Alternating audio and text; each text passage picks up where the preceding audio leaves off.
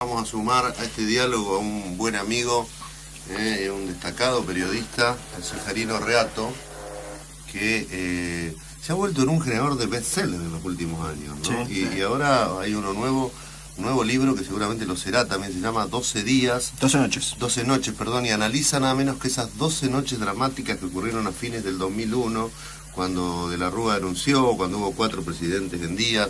Hola Seferino, buen día. Gerardo Mongiovanni te saluda, ¿cómo estás? Muy bien, Gerardo, gracias por llamarme, un gusto oírte. Bueno, te esperamos el jueves aquí en Rosario para la presentación oficial del libro que va a ser en la Fundación Libertad. Pero bueno, en tanto, ¿qué tema en el que te metiste, no? Esos 12 días, ese par de semanas que vivió la Argentina y que fueron tan dramáticas y tan especiales. Claro, y tan duradera porque yo creo que ahí aparece, emerge, se desarrolla un nuevo consenso social que después explica al kirchnerismo. Creo que el kirchnerismo ha tenido hegemonía en estos 12 años, este predominio político tan notable, en base a que interpretó bien lo que quería la gente a partir de esa gran crisis que no tiene nada que ver con el consenso de los 90, es decir, ya no el Estado, ya no el mercado, sino el Estado, no la inversión, sino el consumo, no el control a los precios, sino por el contrario, el empleo, pero un concepto amplio de empleo. ¿Te acordás? Antes hablábamos de empleo, nos referíamos a empleo legítimo, digamos, formal, tanto en el ámbito privado o público. Ahora también el subsidio es equiparado como empleo, y tanto es así que muchos planes sociales se contabilizan como empleo en el INDEC. Y eso es algo que comenzó con Duhalde, siguió con Kirchner, y nadie cuestiona demasiado. Entonces todos repetimos, hay tanto desempleo, pero nadie dice, bueno, mire, ojo que en la población ocupada también figuran los titulares de planes. Y esto porque se crea un consenso de que el Estado debe garantizar un ingreso mensual. Entonces todas estas cosas aparecen ya en el 2001. También la política de derechos humanos de Kirchner está esbozada en la cortísima gestión de Rodríguez Sá, que es el primero que recibe a las madres de Plaza Mayo en la Casa de Gobierno, pero que también tiene como asesor principal al periodista Horacio Berbisky, que después va a ser el gran intelectual, digamos, de la política de derechos humanos de Néstor Kirchner. Seferino, yendo al texto del libro, uno lo que intenta dilucidar después de leerlo es si lo de 2001 se trató de un golpe blando, de conspiraciones concretas de un sector del peronismo, si fue el efecto dominó de un gobierno que por su propia incapacidad se hunde, o si hubo un mix de ambas componentes. Sí, es difícil determinar porque, viste, los golpes blandos son muchas veces producto de una interpretación, porque antes los golpes militares eran notorios, evidentes, salían los militares, tomaban el poder, había un golpe. Acá en el caso de los golpes no tradicionales, pero no solo en la Argentina, sino en los países de la región, se habla mucho, es difícil probarlos, y más aún en la justicia, donde hubo 2 denuncias, una de Rodríguez Sá y otra de la Rúa, quienes aseguran haber sido víctimas de un golpe encabezado por Duhalde y su aparato bonaerense en presunta alianza con el radical Raúl Alfonsín, que era el líder del radicalismo. Yo creo que en el libro aparecen indicios a favor de la denuncia de Rodríguez Sá y de la Rúa, pero también en contra, y yo pongo todo porque no me queda claro, y me gusta que los lectores en este caso lauden y saquen su tomen propia sus conclusión. propias decisiones. Pero creo que, por ejemplo, los saqueos en el Gran Buenos Aires fueron organizados.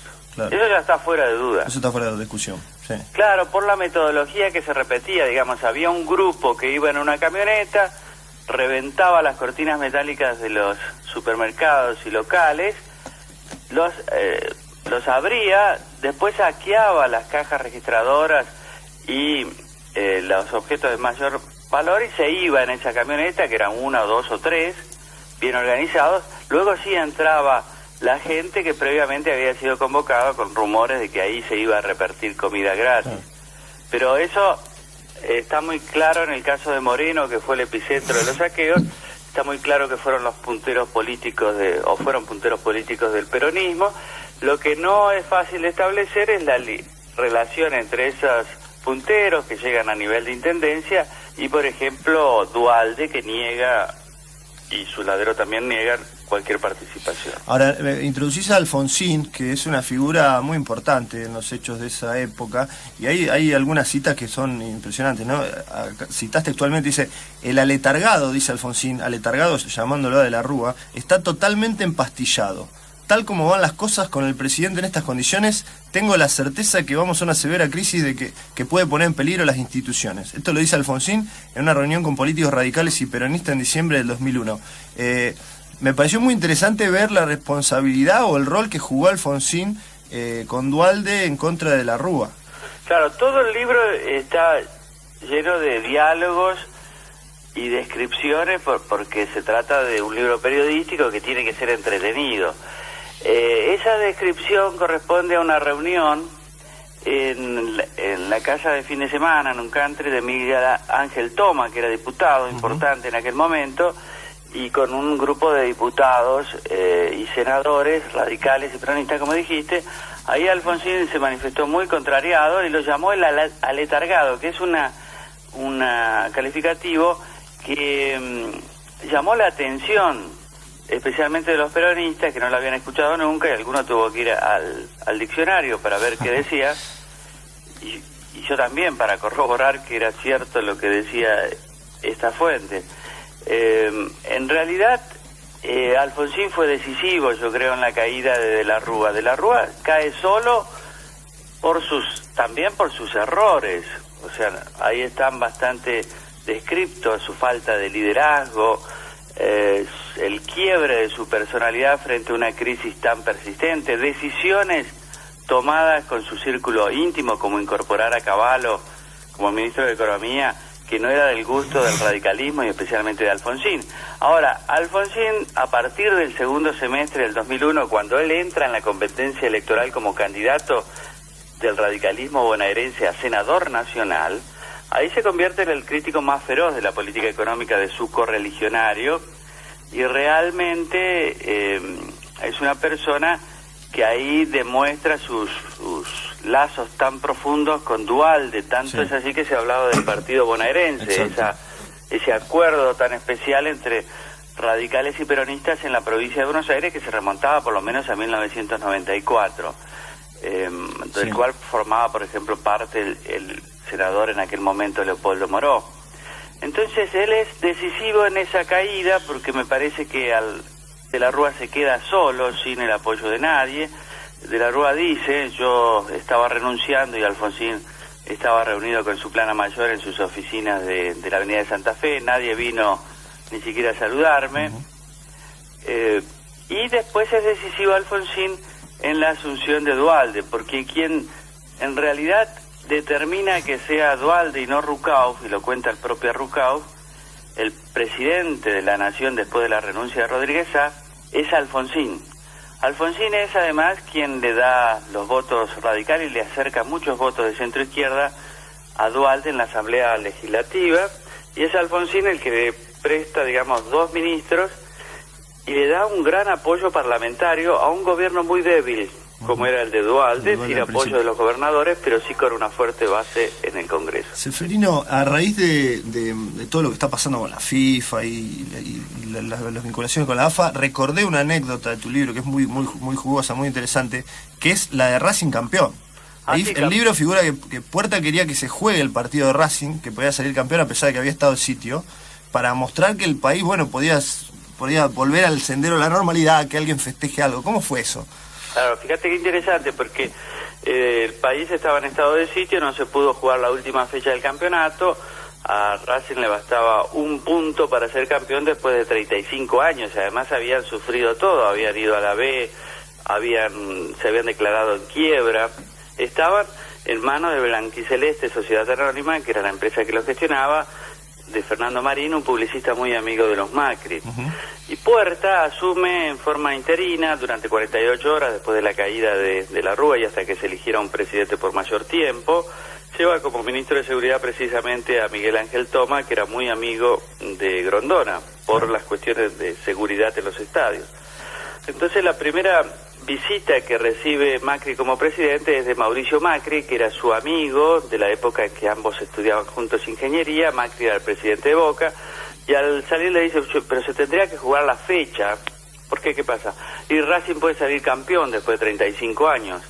Entonces Puerta me dice, lo llamé a Miguel Ángel Toma me dijo que era muy amigo de Grondona, y preparó una reunión con Grondona. Toma me cuenta que llamó a Grondona, fue Grondona a la Casa Rosada el sábado, un sábado 22 de diciembre al mediodía, y que Toma le dijo, mire, vamos a jugar, porque se va a levantar el estado de sitio, pero tiene que salir campeón Racing. Eso le dijo a Grondona. Le dijo Toma a Grondona. Grondona, bueno, no es tan fácil, Don Miguel, porque él hablaba así, Don Miguel, Don Julio, no es tan fácil. Toma... Dice, don Julio se sonrió y yo entendí que había captado bien y que... Y recordemos que después Racing termina, creo que empatando. Con un gol de offside. 1-1 con un gol... Como 2 metros adelantado.